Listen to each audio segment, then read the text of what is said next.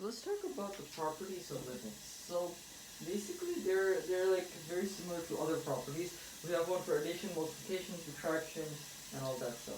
So we have limit as x approaches some value like c, and we have the limit of g of x and f of x, right? So two functions added together.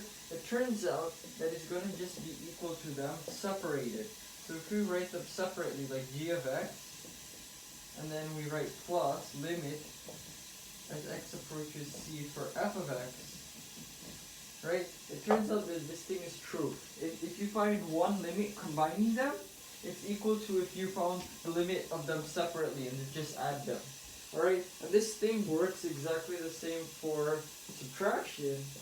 Same thing.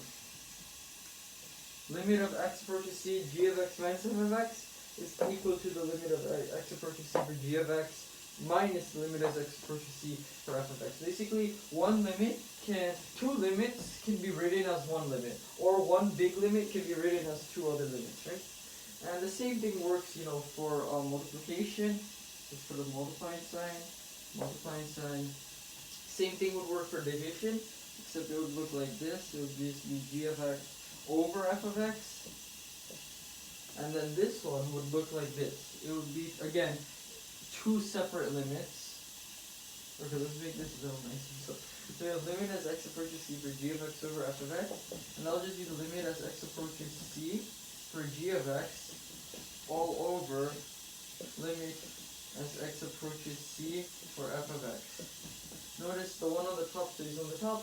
Again, one limit can be broken up into two separate limits. That's the idea. There's also things with exponents, so let's see what that is all about. So, alright, before we go to exponents, let's talk about just like this one. F of x, and then this entire limit times k, or whatever value, like times 2, times 5, whatever. K is any number.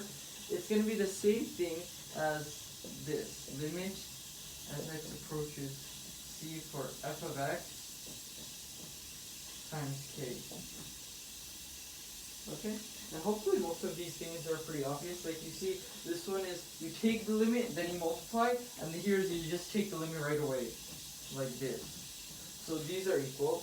And now let's talk about exponents. So exponents look something like this.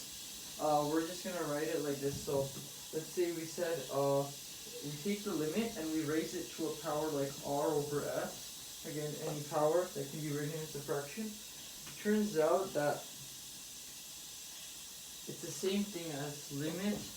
Can you even take a guess based on what we've been doing so far? Yes, we can write it like this. F of x and then rs. Like this. You see?